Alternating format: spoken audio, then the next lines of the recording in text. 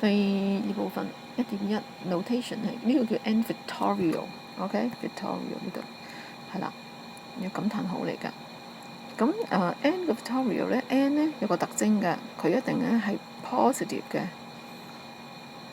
即係唔可以零咯，亦都唔可以負數嚟㗎，你負1啊、負2嗰啲唔得㗎。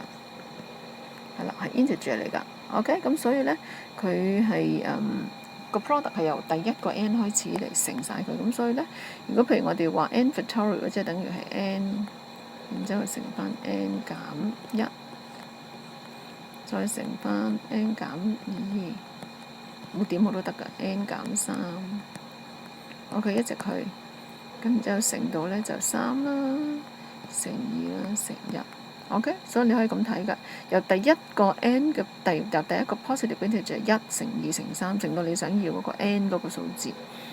好啦，咁所以咧8嘅 Victorial 咧即係8乘6乘5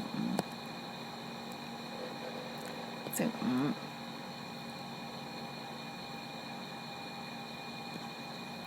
乘4乘3乘2乘1。OK， 係啦。咁呢個就叫8嘅 Victorial 啦。咁0嘅 Victorial 咧，我哋定義做1嘅。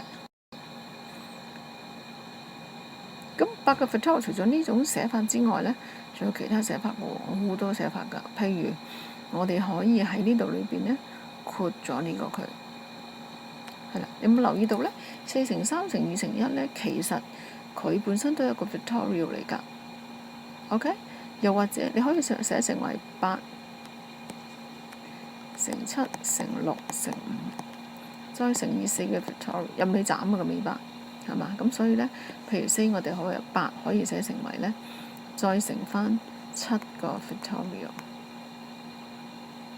係啦，加一加佢咯喎。咁所以 n 嘅 Victorial 可以寫成咧 n， 然之後乘翻 n 減1個 Victorial。咁至於8嘅 Victorial 有另外一種寫法㗎，譬如我哋 say 話呢個可以寫成9嘅 Victorial， 除翻佢自己咯，係嘛？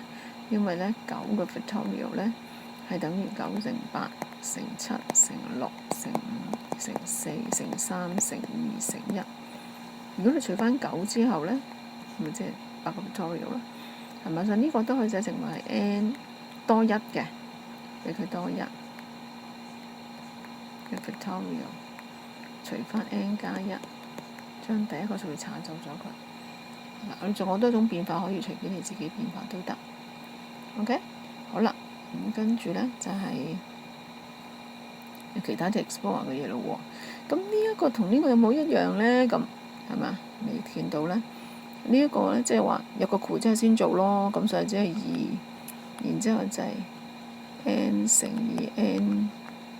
因為用個 square bracket n 減1，跟住就 n 減2，跟住咧再乘翻 n 減3，再乘3咯，乘2咯，乘1咯，係嘛？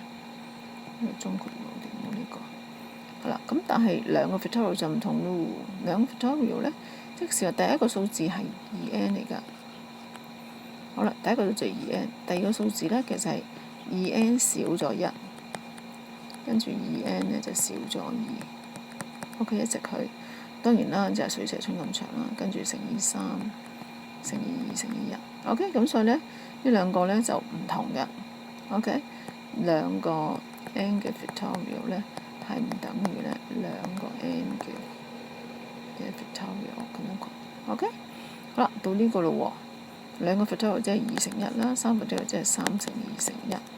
兩個 Victorial 加3個 Victorial， 即是係2再加2、3、6即係8咯。但係咩叫做2括弧3 Victorial， 即係6個 Victorial 嘅喎，咁即係6乘5乘4乘3乘2乘1係啦。咁你見到咧呢個唔等於啦，所以呢一個咧係唔等於兩個 Victorial 加3 Victorial 嘅。好啦，到呢個咯喎。其實一望都知嘅呢個係咪？呢個除佢咧，呢個即係2，呢個即係2，呢個即係3乘以2。結果咧呢個係等於1/3嚟嘅。但係呢一個咧，其實就係2/3嘅 factorial。咁呢一個咧，唔係一個嘅 positive integer 嚟㗎，或者唔係 integer 咧，根本就係唔使 positive 呢個字唔重要，佢唔係 integer 嚟㗎，所以咧係冇呢樣嘢喺度存在㗎。呢一個咧就會係大少少嚇，呢個咪應該係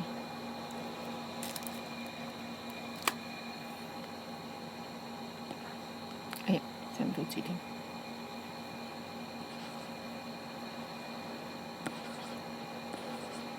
係啊，8乘7乘6個 factorial，咁呢個6個 factorial，咁呢個咪就得咯。咁所以咧，呢個咧就等於8756啦。OK， 好啦，第二條路啊，第二條咧就係5個 factorial 加2個 factorial 3個 factorial，即係等於咧5乘4。乘翻3個 factorial，再加2個 factorial，再除翻3個 factorial，其中咧呢個等於就得啦。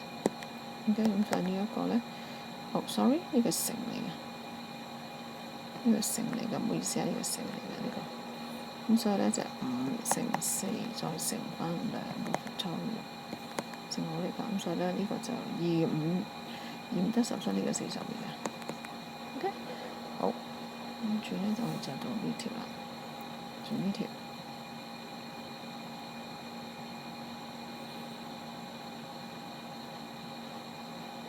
11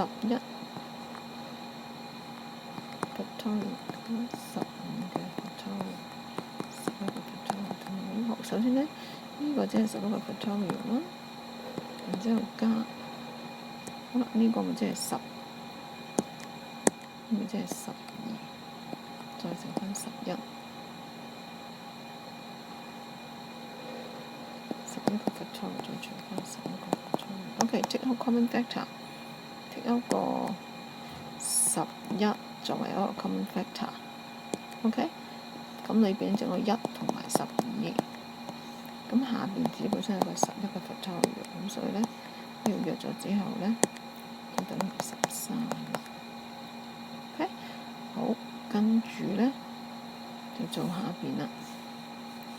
呢個你可以自己試下做喎 ，concept check 試下自己試下做下呢一個。咁呢一個咧就係順序每個減一個落去嚇。咁呢個就 n 加2嘅 factorial 除翻 n 減1嘅 factorial。咁所以呢個就係逐個少一個，下一個少一個減1 n 減1個。咁就係少一個咯，呢個再少一個咁咪 n 咯，再少一個咁咪 n 減1，繼續落咯。如果同下邊一樣喎，咁所以咧喺度停手啦，我哋停手啦，咁咧呢個就係 n 減1個 factorial， 咁所以咧呢個約得，咁所以呢一個咧就係 n 加2 n 加1。同埋 n 調下佢咧，靚仔啲，就係咁啦。好，下一條路喎，低少少，唔少啲。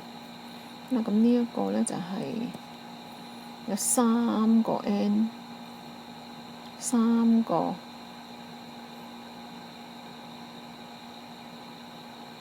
好啦，頭先之前我哋講過嘅喎，係嘛？2n 嘅 factorial 我哋會咁寫嘅，就會等於係2個 n 乘以2個 n 減1，一直落咁樣嘅。所以呢一個唔係嗰種形態嚟嘅，所以呢個係3，跟住咧就乘以 n 加1，下一個咧少1嘅，你見到呢個咧就變成咗係 n 嘅 factorial。好啦，少1咪 n factorial， 然之後減翻2個 n 嘅 factorial。咁喺呢個情況之下咧 ，take out common factor n 嘅 factorial 括咗佢先，剩翻啲咩嘢？剩翻咗3n 加1，之後減2。好啦，咁所以咧呢一個就係3n。好啦，simplify呢個先啦，3n 加3，所以呢一個咧調位之前3n 加3減2，呢個咧就係乘以個 n 嘅 factorial。咁所以呢個咧就係3n 加1，跟住就 n 嘅 factorial 啦。